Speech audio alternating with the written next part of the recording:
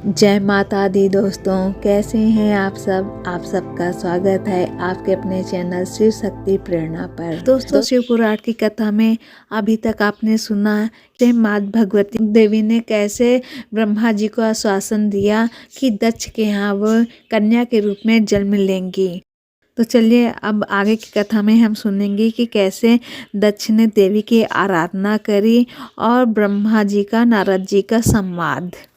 ब्रह्मा जी ने नारद को बताया, मेरे आदेश अनुसार दक्ष ने 3000 दिव्य वर्षों तक नियमित रूप से तपस्या की। तब भगवती जगदम्बा ने उन्हें दर्शन दिए। भगवती जगदम्बा दक्ष के मनोरथ को पहले से ही जानती थीं। उन्होंने दक्ष प्रजापति से वर मांगने को कहा तो दक्ष ने कहा, पूर्णावतार भगवान ने रुद्र का अवतार लिया है। तुमने अभी तक अवतार ग्रहण नहीं किया है। बताओ शिव की पत्नी कौन बने। आप ही उनको मोहित करके उनकी पत्नी बनो। इस पर भगवती जगदम्बा ने दक्ष को वरदान दिया कि मैं तुम्हारी पत्नी के गर्भ से पुत्री के रूप में जन्म लूंगी और कठिन तप करके शिव जी की पत्नी बनूंगी। यह सुनकर दक्ष प्रजापति अति प्रसन्न हुए तथा देवी अंतर्ध्यान हो गईं। ब्रह्मा जी ने नारद को बताया, दक्ष ने बहुत सी मानसी सृष्टि की परंतु उसका विकास नहीं हुआ। उन्होंने मुझसे इसका उपाय पूछा तो मैंने दक्ष को उपाय सुझाया। तब दक्ष ने पंचजन के अंग से उत्पन्न कन्या वीरनी को अपनी पत्नी रूप में ग्रहण किया और उसने मैथुन धर्म स्वीकार किया। वीरनी से दक्ष ने हर्षव नाम के 10,000 पुत्र उत्पन्न किए। अपने पुत्रों से दक्ष ने सृष्टि का विस्तार करने को कहा, परंतु हे नारद, वे तुम्हारे उपदेश के कारण प्रवृत्ति छोड़ निवृत्ति के उपासक बन गए। इसके बाद दक्ष ने पंचजन्या से सबलास नामक हजारों पुत्र उत्पन्न किए, परंतु वे तप में लीन हो गए। इससे दक्ष को बड़ा दुख हुआ और तुम्हें श्राप दिया कि तुम पृथ्वी पर स्थिर नहीं रह सकोगे। तुमने साधु स्वभाव से उस श्राप को स्वीकार कर लिया। इसके पश्चात दक्ष ने अपनी पत्नी के गर्भ से 60 कन्याओं को जन्म दिया तथा उनका विवाह रचाया। उनमें से 10 कन्या धर्म को, 13 कन्या कश्यप ऋषि को, 2 भूतागिरस को तथा कृसास्व को और शेष गरुड़ को दे दी। इनकी संतानों से तीनों लोग भर गए। इसके पश्चात दक्ष ने फिर देवी की आराधना की। तब देवी बालिका का रूप धारण कर माता के पास आकर बैठ गईं और रोने लगीं। उनके विलाप को सुनकर अनेक स्त्रियां और दासियां वहां आ गईं। सारे नगरवासी जय जयकार करने लगे। पत्नी सहित दक्ष ने सुखपूर्वक उनका पालन पोषण किया तथा अच्छे संस्कार प्रदान किए। दक्ष ने उस कन्या का नाम उमा रखा। वीरनी की माता ने उसे स्तनपान कराया। ब्रह्मा जी बोले, जब सती बड़ी हो गई तो उसके पिता दक्ष ने उसके विवाह का विचार किया। पिता की इच्छा जानकर सती ने अपनी माता से शंकर भगवान के साथ विवाह करने की इच्छा जाहिर की। माता के कहने पर सती ने घर में ही शिव जी की आराधना प्रारंभ कर दी। अश्विन माह की नंदा तिथि में गुड़, चावल, नमक आदि से शिव जी का पूजन किया। सती 1 वर्ष तक इसी प्रकार शिव जी का पूजन एवं तप करती रहीं। ब्रह्मा जी बोले, हम देवता सती के तप को देखने के लिए गए। मैं और विष्णु जी शिव जी के पास गए। हमने वहां पहुंचकर हाथ जोड़कर उनकी स्तुति की। हमारी स्तुति से प्रसन्न होकर शिव जी ने हमारे आने का कारण पूछा। हम दोनों ने कहा, हे स्वामी, आप हमारा साथ दीजिए। हम दोनों ने स्त्री स्वीकार कर ली है। अब आप भी देवताओं की भलाई के लिए कोई स्त्री स्वीकार कीजिए। शंकर जी बोले, हे ब्रह्मा, हे विष्णु जी, मुझे अवधूत को स्त्री की क्या आवश्यकता है। मुझे यह बात उचित नहीं लगती क्योंकि मैं तो एक तपस्वी और संसार से विरक्त हूँ। मुझे तो योग में ही आनंद मिलता है। आप लोगों के हठ से तथा भक्तों पर अनुग्रह की इच्छा से मैं विवाह कर भी लूँ तो आप उस काम रूपिणी योगिनी को तैयार कीजिए जो मेरे तेज को सहन कर सके।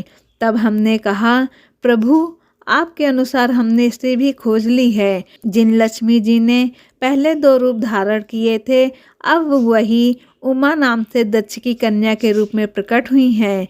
वे आपको प्राप्त करने के लिए अपने घर पर ही तपस्या कर रही हैं। आप उन्हें वरदान दीजिए और उनके ऊपर कृपा कीजिए। तब भगवान शिव जी ने तथास्तु कहकर हमें विदा किया। हम अपने अपने लोकों में चले गए। इधर सती ने नंदा व्रत का अनुष्ठान किया। शंकर भगवान उन्हें दर्शन देने गए। सती ने लज्जावश सिर झुकाकर उनके चरणों को प्रणाम किया। शिव जी ने उमा को आशीर्वाद दिया और वर मांगने के लिए कहा। सती बोली, प्रभु आप मुझे अपनी पत्नी बनाकर मुझे कृतार्थ करें। शिव जी बोले, तथास्तु। सती बोली, हे प्रभु मेरे पिता के समक्ष विधि पूर्वक विवाह करके मुझे अपनी अर्धांगिनी स्वीकार कीजिए। तथास्तु कहकर शिव जी हिमालय पर चले गए। उन्होंने मुझे स्मरण किया। मेरी उपस्थिति होने पर मुझे दक्ष के पास कन्यादान हेतु भेजा। मैंने दक्ष से जाकर कहा कि तुम अपनी कन्या का हाथ भगवान शिव जी को सौंप दो। यह सुनकर दक्ष की प्रसन्नता का ठिकाना ना रहा। सती ने भी अपने तप की सिद्धि का समस्त वृत्तांत सखियों के द्वारा माता के पास भिजवा दिया। दक्ष के तैयार होने का समाचार मैंने शिव जी को जाकर सुनाया। ब्रह्मा जी ने बताया। मेरे शिव जी के पास पहुंचने पर उन्होंने सती की कुशलक्षेम पूछी और दक्ष का विचार भी पूछा। मैंने सांत्वना देते हुए भगवान शिव को सब समाचार सुनाए। दक्ष अपनी पुत्री का विवाह आपसे करने को सहमत हैं। अब आप शुभ मुहूर्त और लग्न विचार कर पाणी ग्रहण कीजिए। विष्णु जी भी स्मरण करने पर गरुड़ सहित आ गए। मेरे सभी मारीची आदि पुत्र भी विवाह में सम्मिलित होने के लिए आ गए। चैत्र शुक्ल त्रयोदशी को फाल्गुनी नक्षत्र में शिव जी ने रविवार को प्रस्थान किया। देवताओं तथा शिवगणों ने बड़ा उत्सव मनाया। नंदीश्वर पर आरूढ़ होकर भगवान शिव शीघ्र ही दक्ष के यहाँ पहुँच गए। दक्ष ने विधि पूर्वक भगवान शिव जी का स्वागत किया और शुभ लग्न में सती का कन्यादान किया। सभी देव किन्नरों ने तथा मुनियों ने शिव जी की स्तुति की। नृत्य गान आदि करके भारी उत्सव मनाया गया। दक्ष ने सती को अपार दहेज देकर विदा किया। विष्णु जी ने शिव जी के यहाँ पहुंचकर प्रणाम करके कहा, हे प्रभु आप जगत पिता हैं तथा सती जी जगत माता हुई। आप इनके साथ जगत का कल्याण कीजिए। ब्रह्मा जी ने बताया। शिव जी और सती ने मेरी आज्ञा से अग्नि की प्रदक्षिणा की। नृत्य आदि का उत्सव हुआ। शिव जी की माया ने देवों मनुष्यों आदि सबको मोहित कर लिया। मैं भी उनकी माया से मोहित हो गया। विवाह के समय सती को देखकर मैं कामासक्त हो गया। मैं सती के मुख को देखने की इच्छा करने लगा, परंतु पतिव्रता सती ने अपना मुख ढक रखा था। मैंने यज्ञ की अग्निकुंड में गीली लकड़ी के द्वारा धुआं कर दिया और सती के मुंह से पर्दा उठाकर उसका मुख देख लिया। उस समय काम वासना से ग्रस्त होकर मेरे वीर्य की 4 बूंदें पृथ्वी पर गिर पड़ीं। यह बात मैंने छिपा ली, परंतु शिव जी ने अपने तीसरे नेत्र द्वारा यह सब देख लिया। वे क्रोध में भरकर त्रिशूल से मुझे मारने के लिए दौड़े और कहने लगे, अरे पापात्मा, तूने यह क्या निंदित कार्य कर दिया। विवाह के समय मेरी पत्नी का मुख अनुराग पूर्वक देखा। विष्णु जी के समझाने पर भी शिव जी बोले कि मैं इस पापात्मा को मार दूंगा। इसने सती को कामांध होकर क्यों देखा। इसका वीर भी स्खलित हो गया। मैं इस अपराधी का वध करूंगा। शिव जी के ऐसा कहने पर सारे देवता कांप उठे। इसी समय विष्णु जी ने शिव जी की स्तुति की। श्री हरि कहने लगे, हे महेश्वर, हम तीनों देवता आपके ही रूप हैं। न ब्रह्मा आपसे भिन्न है और न मैं आपसे भिन्न हूँ। आप सब कुछ जानते हैं। आप शिव ही अनंत और सर्वस्वरूप हैं। आप में नित्य दीर्घ आदि कोई भी विश्लेषण नहीं है। विष्णु जी के इस प्रकार समझाने पर शिव जी प्रसन्न हो गए और मुझे माफ कर दिया। ब्रह्मा जी बोले, हे नारद, शिव जी के मुझे क्षमा कर देने से भी सभी देवता भगवान शंकर की स्तुति करने लगे। मैंने भी पूरी तरह से उनकी स्तुति की। तब भगवान शंकर सबके सामने मुझसे बोले, हे ब्रह्मा, अब तुम निर्भय हो जाओ और मेरी आज्ञा से अपना मस्तक स्पर्श करो। शिव जी मेरे मस्तक पर जा बैठे और मैंने अपना स्पर्श किया। सब देवों के सामने लज्जित होकर मैंने शिव जी से क्षमा याचना की। मैंने पाप शुद्धि का उपाय पूछा। तुम मेरे दिए इसी रूप से मेरी आराधना करो।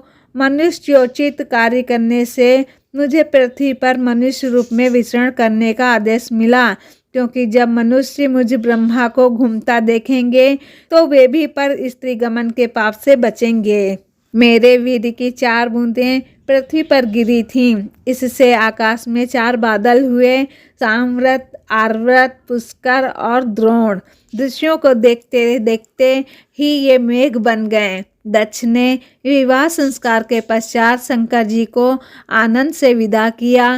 कैलाश पहुंचकर सती जी ने गणों का निवास स्थान अपने आश्रम से दूर बनवाया।